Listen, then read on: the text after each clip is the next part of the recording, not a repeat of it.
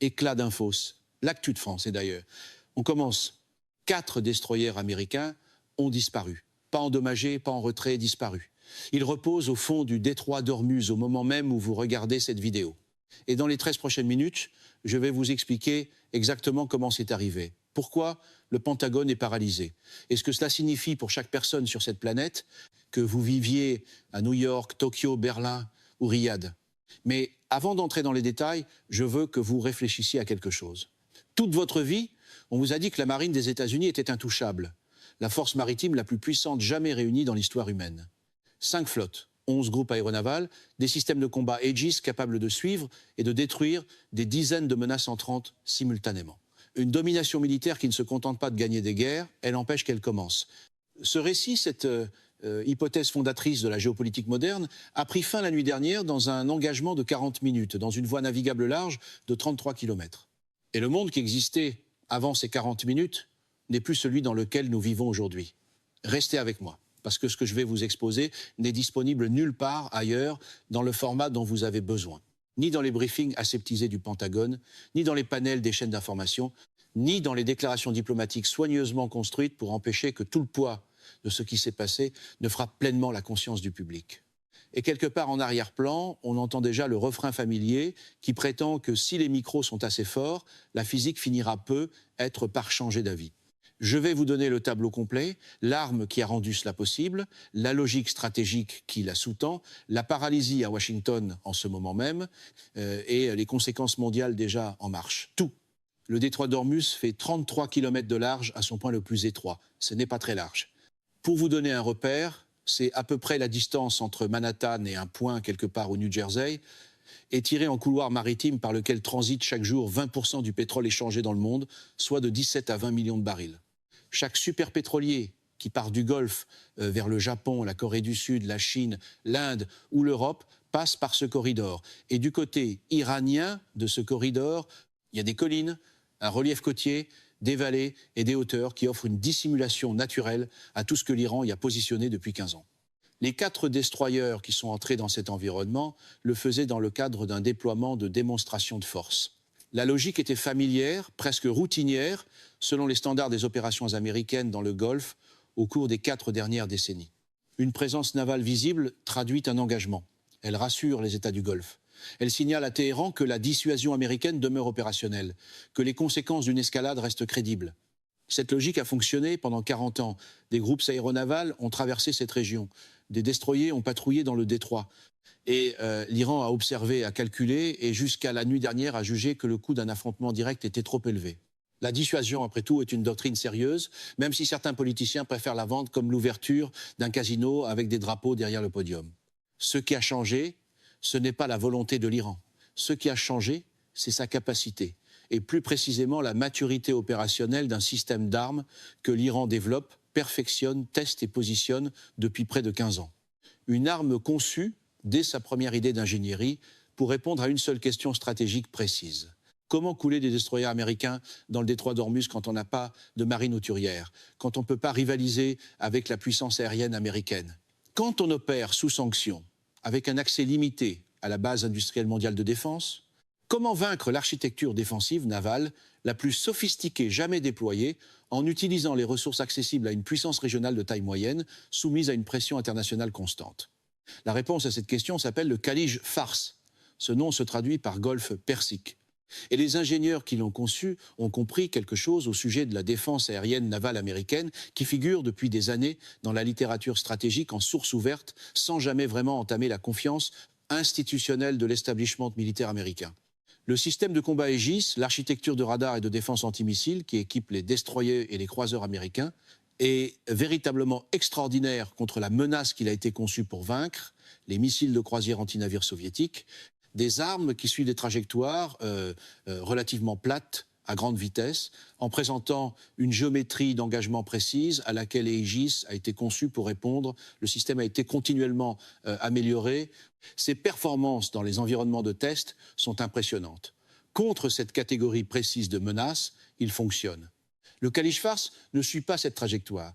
Il est lancé sur un arc balistique, monte haut dans l'atmosphère, puis plonge abruptement vers sa cible dans sa phase terminale.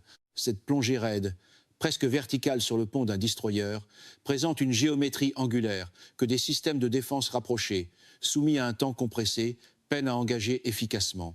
Le temps de réaction disponible quand une arme arrive d'en haut, plutôt que depuis l'horizon se mesure en secondes, et le Kalish-Fars, dans sa phase terminale, ne fait pas que plonger, il manœuvre.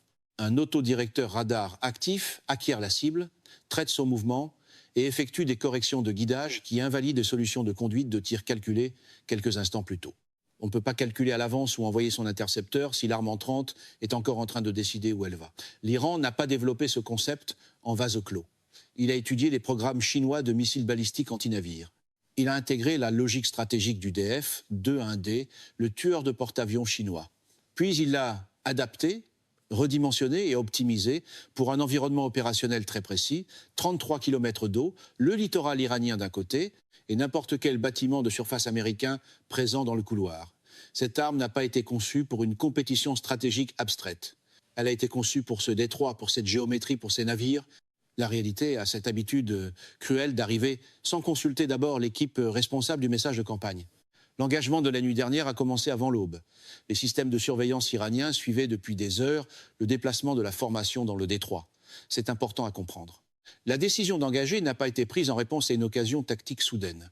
Le moment, la géométrie, le positionnement simultané des 4 destroyers à l'intérieur de l'enveloppe d'engagement, tout cela représentait l'aboutissement d'un plan opérationnel préparé et exécuté contre une cible qui venait d'entrer exactement dans la position requise par le plan. La formation se trouvait dans sa configuration la plus contrainte, peu de marge de manœuvre, trajectoire prévisible, soutien aérien à une distance qui nécessitait du temps pour intervenir. La géométrie tactique avait atteint les paramètres que les planificateurs iraniens avaient répétés. La première salve était déjà en l'air avant même que les systèmes défensifs des 4 destroyers aient généré une alerte de menace. 50 missiles répartis sur les 4 bâtiments, visant non seulement les navires dans leur ensemble, mais plus précisément les réseaux de capteurs, les positions radars, les emplacements des lanceurs de missiles que le renseignement iranien avait identifiés comme les nœuds critiques de l'architecture défensive des destroyers. C'était une logique de ciblage axée d'abord sur la suppression, dégrader la capacité de réponse avant l'arrivée des frappes principales. Au moment où ces 50 missiles ont frappé, la capacité des destroyers à se défendre contre ce qui allait suivre avait déjà été structurellement compromise.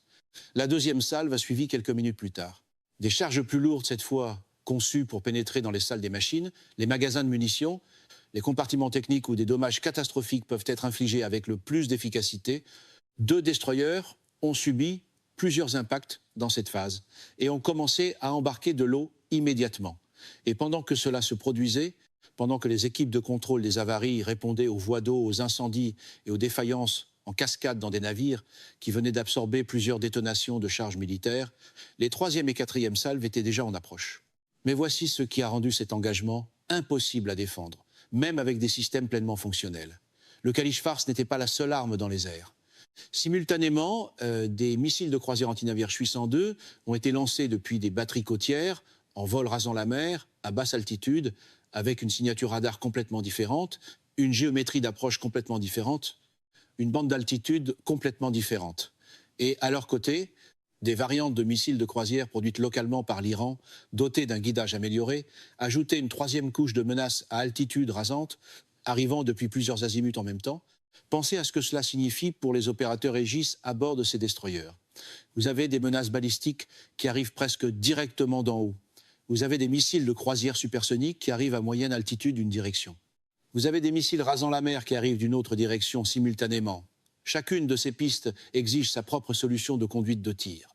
Chaque solution consomme de la capacité de traitement et du stock d'intercepteurs. Le nombre d'engagements simultanés nécessaires pour faire face à cette architecture de menaces dépasse ce qu'un système défensif naval actuellement déployé peut physiquement exécuter en même temps. Il ne s'agit pas d'un échec technologique au sens strict, c'est un problème arithmétique.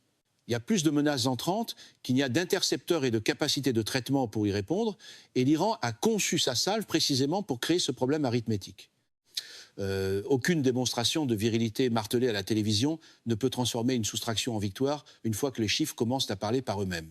L'engagement a duré moins de 40 minutes entre le premier lancement et le moment où les 4 bâtiments ont été touchés au-delà de toute possibilité de récupération. Moins de 40 minutes pour modifier la carte stratégique de toute la région du Golfe Persique. Moins de 40 minutes pour produire des conséquences qui traverseront pendant des années le système économique et politique mondial.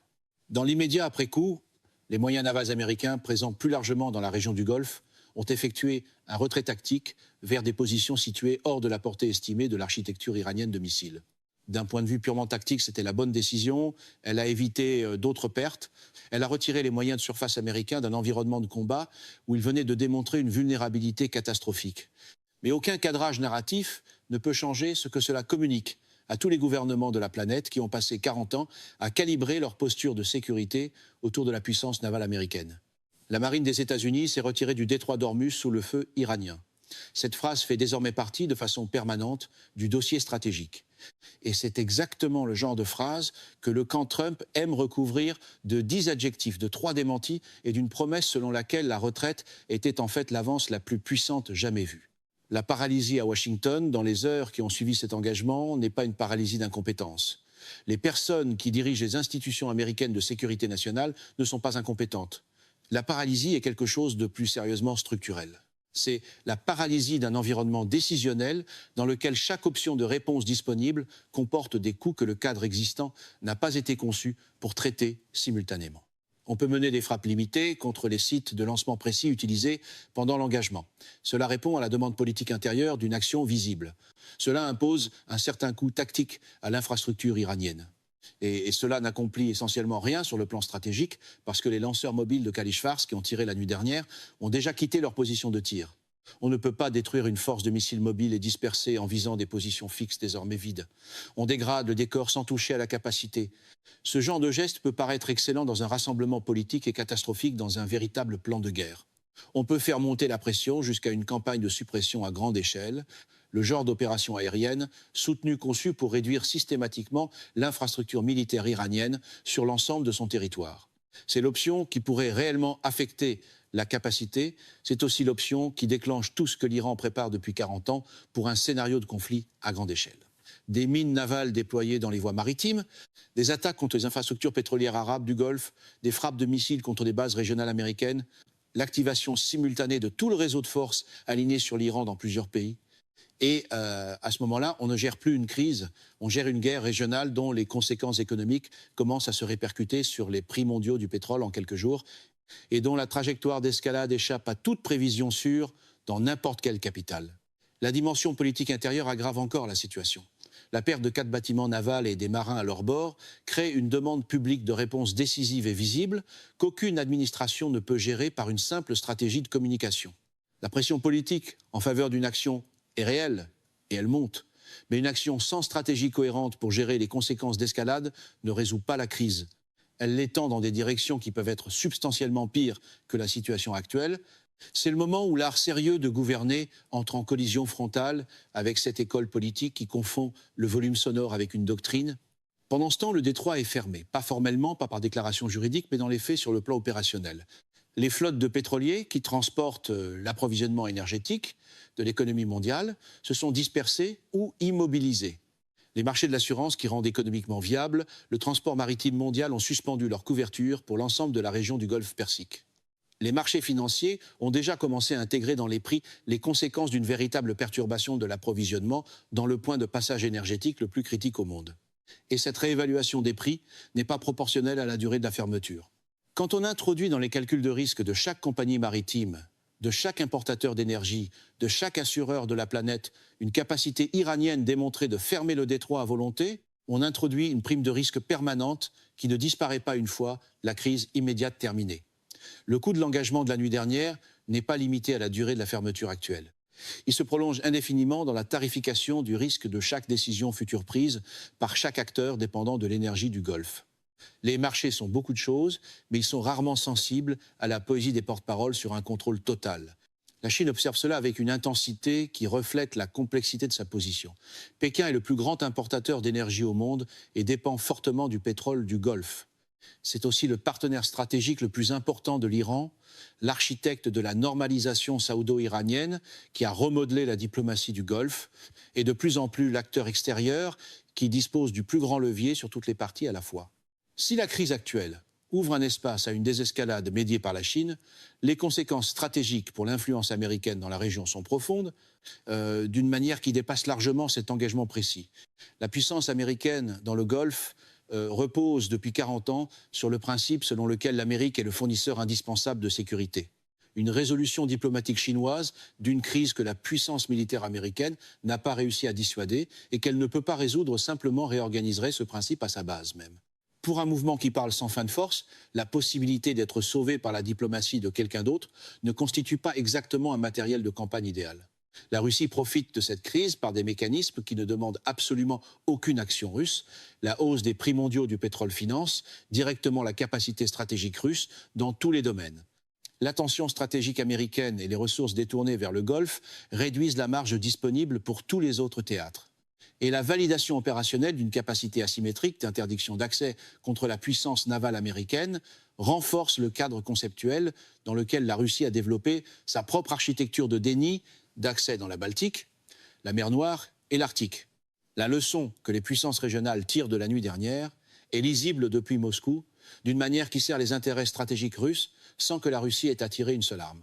Il existe une dimension de cette crise que l'analyse occidentale sous-estime de façon constante, et cette sous-estimation répétée a contribué à chaque erreur de calcul stratégique dans cette région depuis 4 décennies.